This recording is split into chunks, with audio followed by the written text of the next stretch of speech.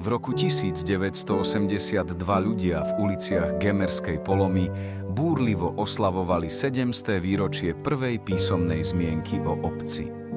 Slávnostné sprievody dávali na známosť, že naša obec už existovala v roku 1282. Hrdo sa píšili jej bohatou históriou a folklórom. Nikto z prítomných si vtedy neuvedomil, že za týmito pompéznymi udalosťami sa skrýva omnoho väčšie tajomstvo, ktoré malo nemalý dopad na naše dejiny.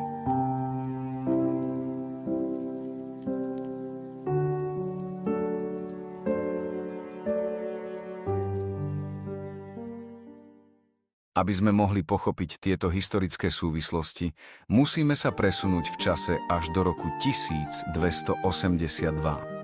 Pred Jagerskú kapitulu predstúpili v tomto roku bratia z rodu Aba, aby si nechali o rozdelení majetku vydať písomné svedectvo.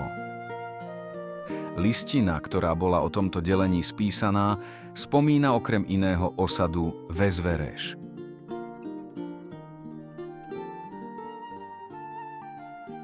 V roku 1318 predstúpili iní bratia pred Spišskú kapitulu, pričom ich zámer bol rovnaký. Chceli si písomne potvrdiť rozdelené majetky po nebohom otcovi.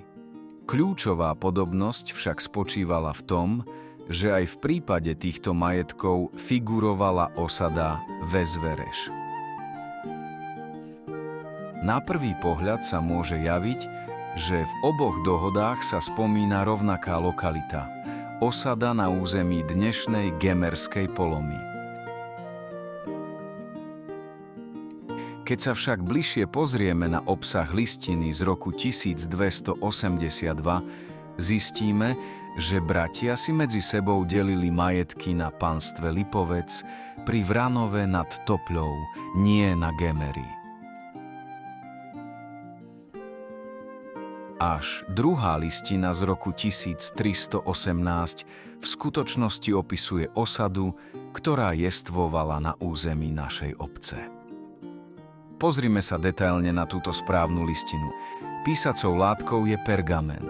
Ten sa vyrába z opracovanej kože zvierat. Písmom je gotická a diplomatická kurzíva. Pergamen je v spodnej časti zahnutý, čo sa nazýva plika.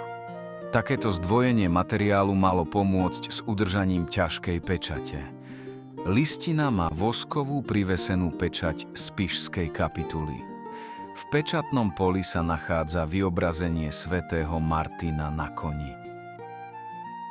Táto pečať je veľmi dôležitým ukazovateľom toho, kto listinu vydal.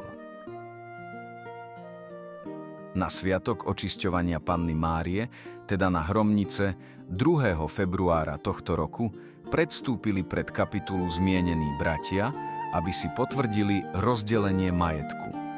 Kapitula tu reprezentuje hodnoverné miesto, v dnešnom chápaní akýsi notársky úrad. Kapitula im teda vydala písomné svedectvo o tomto právnom akte. Bratia si rozdelili veľké územie na Gemeri, vrátane našej osady. Tá pripadla do spoločného vlastníctva Mikulášovi a Dominikovi. Práve z Dominika vzišiel významný gemerský rod Bubekovcov.